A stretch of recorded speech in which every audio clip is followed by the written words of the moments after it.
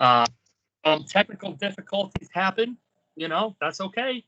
We're not Yeah. seeing Shannon. We don't have the pristine Wi-Fi there, but we got to make best with what we have, and sometimes you're going to run into some issues. We're still going to Instead of uninterrupted, we're interrupted. Yeah, that's pretty accurate. Accurate. I got some bad Wi-Fi. Oh well, what are you gonna do? Can't do it. Sorry. But I ask you, so Nick, I believe you are on the clock next. Are you going to go starting pitching to round out? Yes, I will round out my staff.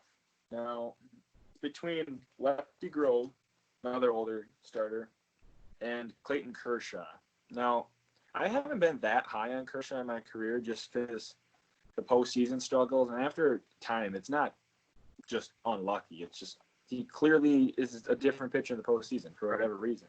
But with that being said, ERA plus, which is like, it takes account the league and the ballpark you play in, he's number one all time in ERA plus, and he has a 2.44 career ERA. But with that being said, I'm still going to take Lefty Grove, who has a 3.06 career ERA, which isn't Kershaw, but it's still good with a 106.7 WAR. Now, should I hold Kershaw's postseason struggles against him? I don't know. Probably not, but I'm going to. So I'm going to take Lefty Grove. Yeah. Yeah. But, I mean, what he's done in the regular season, there's no doubt. I mean, he's one of the best pitchers ever. Kershaw is, but I'll go Lefty Grove. You have a little bit of an older rotation besides Page. Yeah. Besides Pedro, they're all dead and gone. Oh man. Well, Sandy. I think Sandy's still around. My bad. Yeah, Sandy's still around. I don't think Christy Mathewson's around. He'd be like 150. That would be. But anyways, so I have second base and DH left.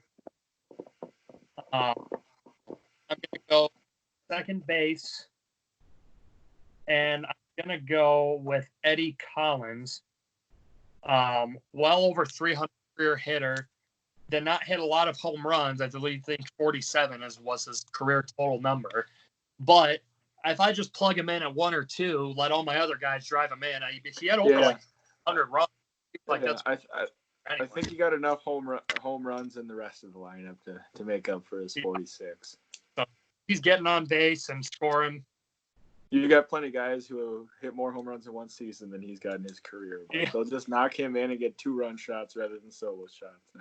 Right. That's right. So I'm going with second base. So you have first base and catcher left. Yes. I'll address first base first. Now, you took Pujols, which I like. Yep. However, my first pick is still left. I would have taken Gehrig, so that's who I'll take. It's between Gehrig, Fox, and Pujols. I would probably go that order, Gehrig, Fox, Pujols, but there's a good argument to be made for all of them. I mean, like I mentioned before, Pujols is one of 6 people with 3,000 hits, 500 home runs. I mean, Jimmy Fox was very, very good too. But Lou Gehrig with a 340 career average, I'll take him. So I now have him and Babe Ruth and Alex Rodriguez and Mariano Rivera. So I got plenty of Yankees. Got the Yankee squad. Yeah, I like that. I think for first base, you really could just flip a coin and whichever one it lands on, you could pick that guy. Yeah. Jimmy Fox against snub. He's not even on a team, but he could arguably be if you wanted him to. First is probably the one position where like the best of the best first basemen aren't probably as defensively sound as like some of these outfits. Like Pujols is a good defender back in the day, but he ain't it seems like these guys at the top of first base might not be as defensive sound as some of these other guys we have on our teams. But with that being said, those 3 hitting wise are unbelievable. So I'm gonna go obviously designated hitter. That's my last position. Since you took David Ortiz, I mean, I gotta go Edgar. He knows my other DH. It's 1A and 1B for DH. One of the 2.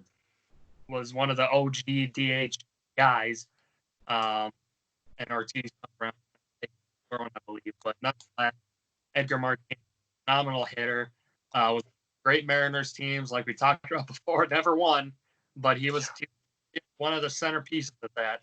But Edgar Martinez is my DH. He was on the 116 win team, wasn't he? I believe so. Ichiro's rookie year, I think that was in 01. Yeah. All right, well, that leaves one position left for me, and catcher. Mr. Irrelevant. Yes, now, this is going to sound like blasphemy to many, I think. Johnny Bench is the best catcher of all time to most people, and that's who you took. However, I debated, if I got my choice here, I debated who am I going to take, Piazza or Bench. I went back and forth.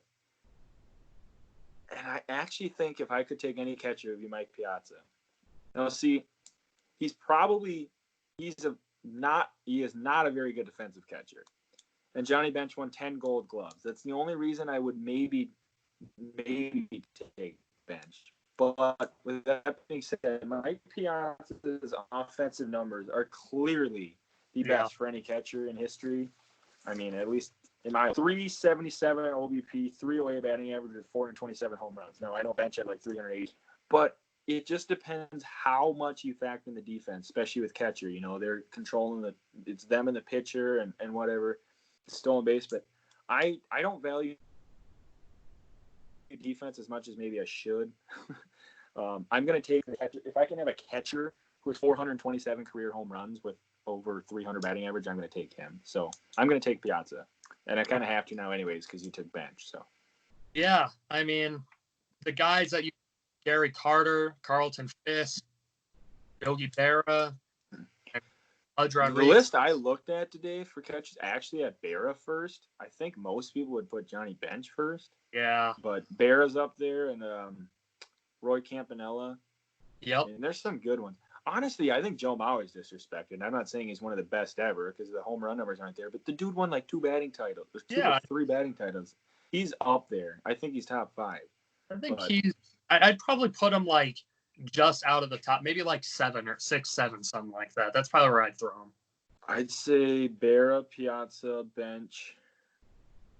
Fisk, it's debatable because he's got a lot of home runs. Campanella, I don't know. The average Mauer had with those Gold Gloves.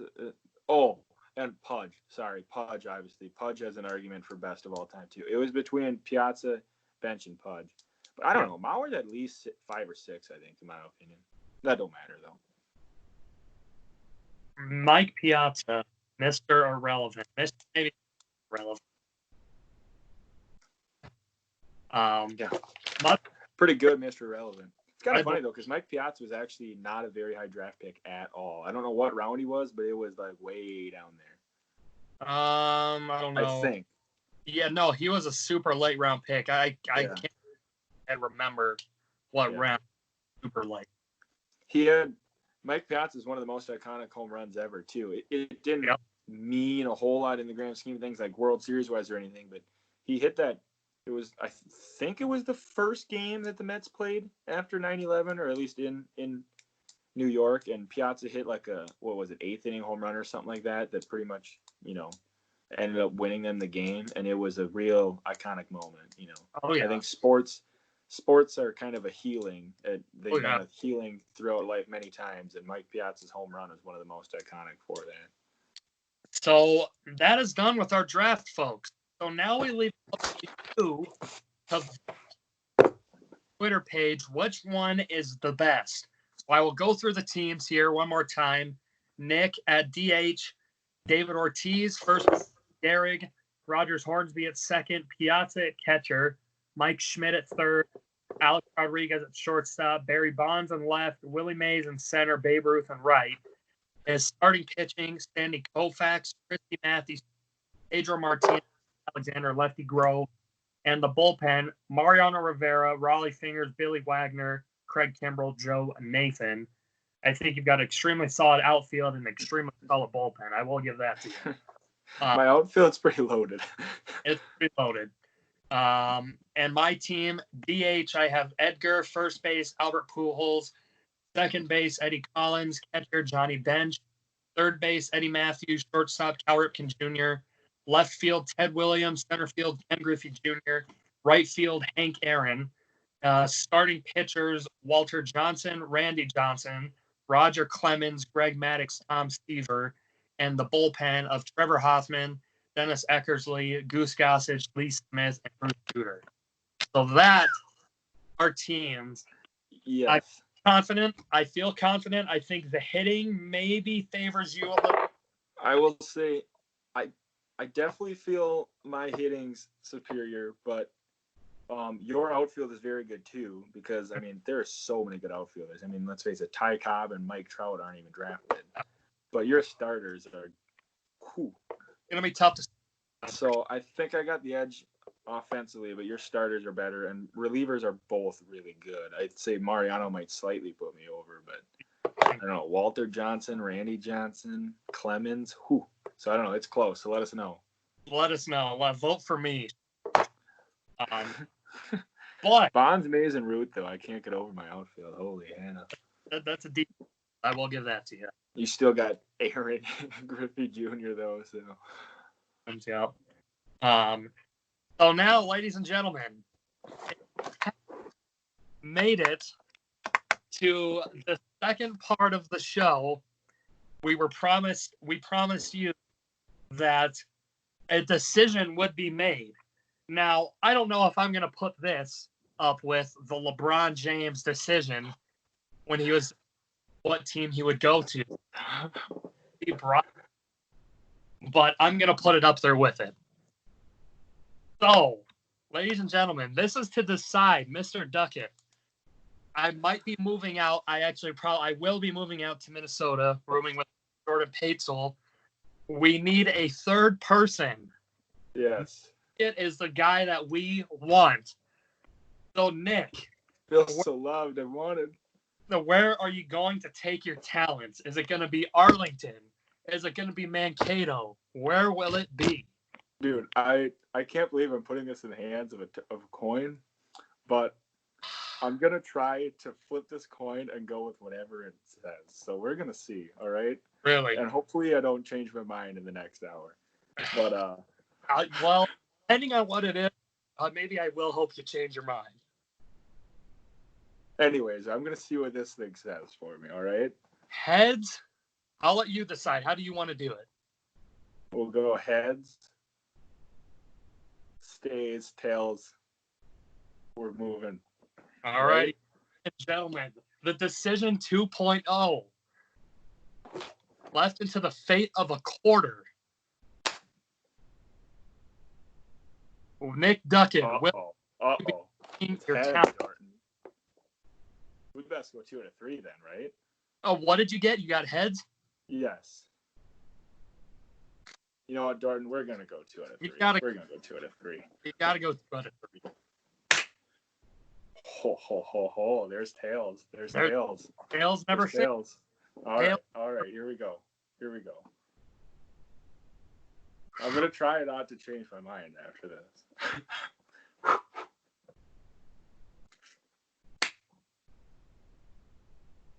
Where are you taking your talents? Ladies and gentlemen, my skills or lack thereof will be going to Mankato. It's tails. It's tails, folks.